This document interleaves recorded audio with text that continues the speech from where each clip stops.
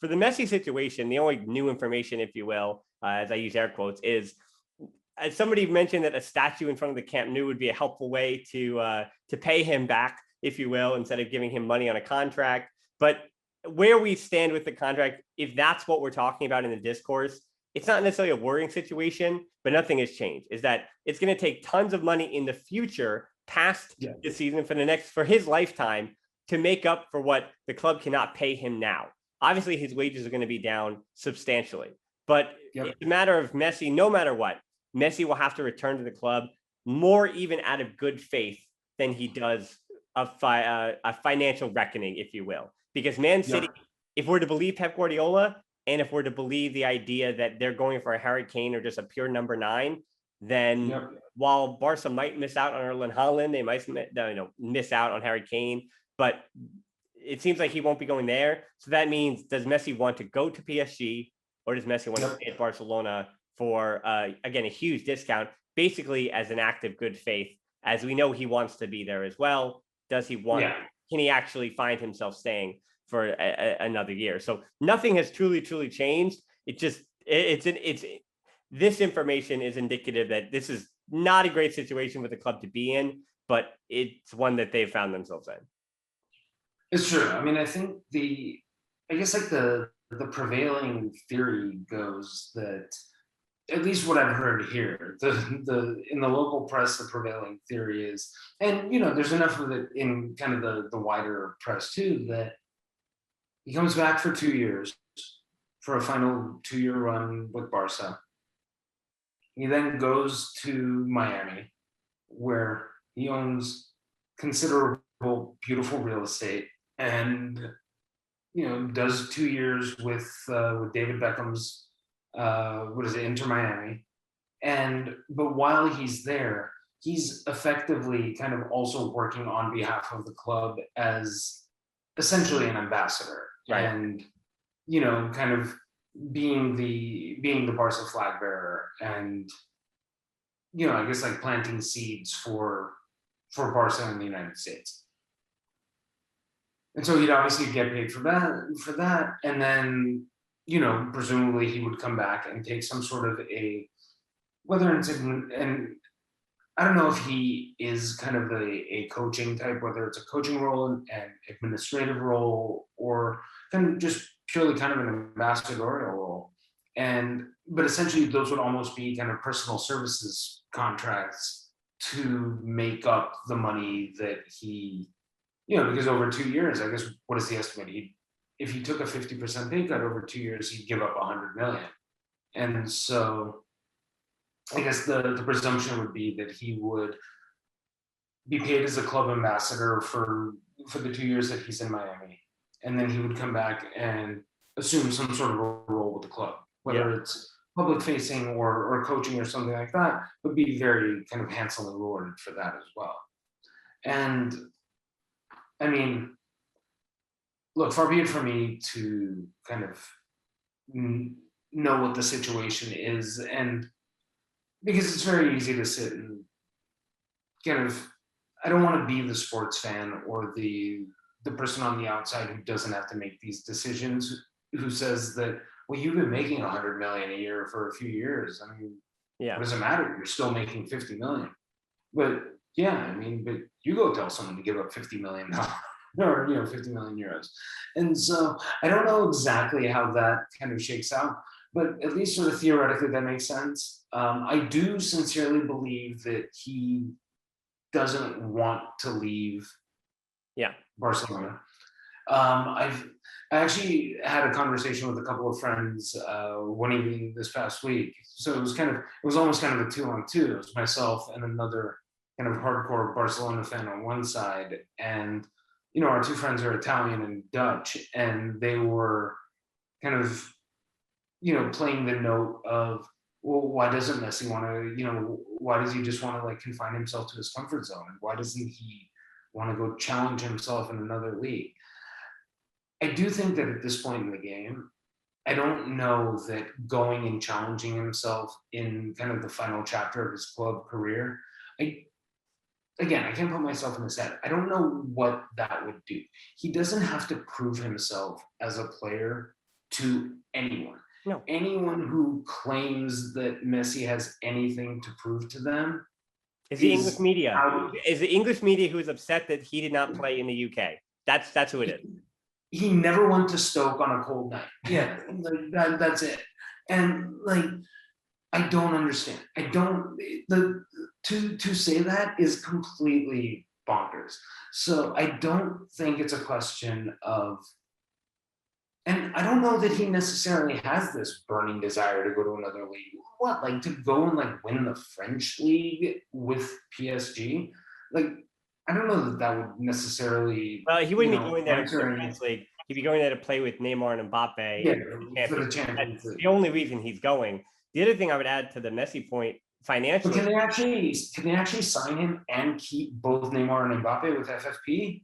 Well, FFP is it's an absolute joke. After the Super League thing, I mean, I know this podcast took the wrong perspective, but what does UEFA do? I mean, the only thing UEFA gets upset about is in Munich when they're trying to put the they want to put the pride colors up right on the outside of the stadium. That's the only thing UEFA pushes hard on. They say keep politics out of it, but when it comes to FFP and PSG and Man City, I mean, even Joan Laporte says we're going to pivot to the General Assembly. That, I mean, he said that the Barca Assembly, they didn't vote on the Super League because there's no format in place. That's quoted by Laporta, but he says that it's still in play. This coming on the back of UEFA not punishing Barca, Real Madrid, or Juventus. So the only thing, I mean, I say this for almost against Barcelona, that because UEFA didn't punish Barca, I mean, we can't take anything about UEFA seriously moving forward other than them dipping their hat into saying, hey, we can't, far-right politics that make us uncomfortable. They're just an institutional part of those political structures in those countries. So we just have to live with that. Same thing with, as I like to say, with the petrol states, that that's an institutional part of football. We have to understand just about, don't follow the money, right? The money's coming in. Don't follow the money about where that money comes from or from whom it comes from, because that's just a part of, whatever happens behind the scenes is for us, UEFA, FIFA, for us to decide.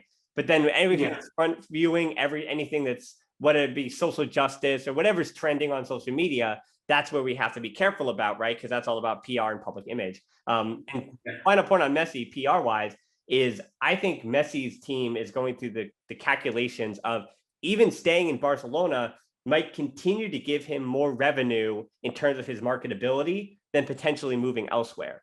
And I think that is an important part of his equation. Because I'm not sure even coming to the States in 2 years. Reminder, he's also turning 33 on this Thursday. So 2 days from now. 34. Or 34, rather. For sure? Is it? Yeah, he was born in 87. Oh, that's right. Yeah. So, he's 34. So now we're assuming that he's going to stay till 35.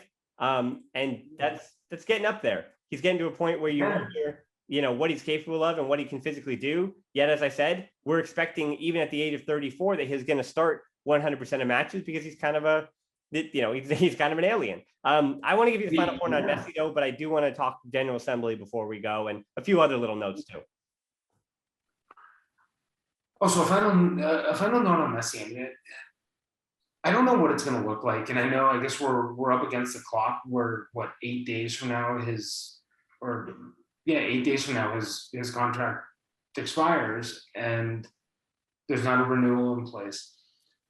I think there will be a renewal in place. I don't know that he's going to sort of 11th hour leave. And I do imagine that Laporta is pulling turning every knob and pulling every lever that he possibly can to make it palatable for Messi to stay, while also knowing that Messi and his family, which is, I mean,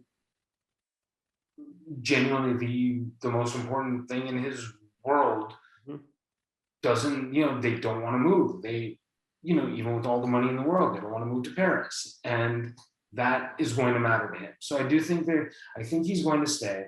And I think kind of that scenario that's been laid out, the 2 years here, the 2 years in Miami, and then just sort of a future as sort of Mr. Barca or whatever that entails. Yeah.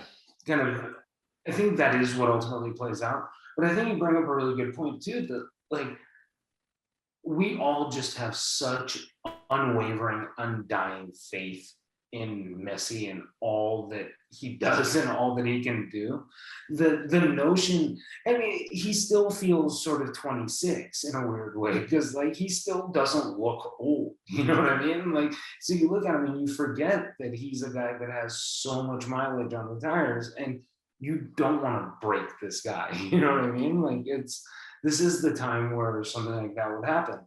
And so I do I do think it's smart to have a Memphis, have, you know, ideally, you know, we need Ansu Fati to stay healthy and have Griezmann, because I don't know if Messi's going to carry the same sort of minutes burden.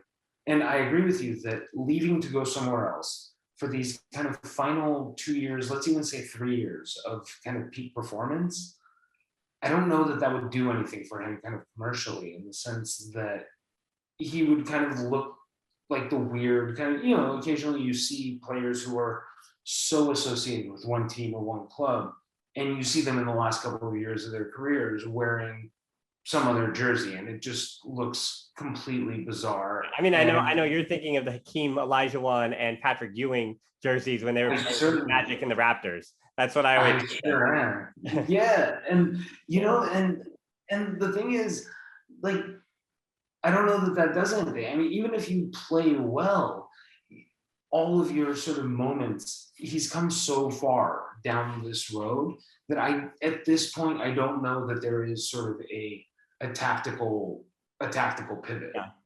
You know, I mean, I think he's kind of like cast that die has sort of been cast a little bit. And so, I mean, I think he is best served sort of doing this and playing it out sort of the Barca road.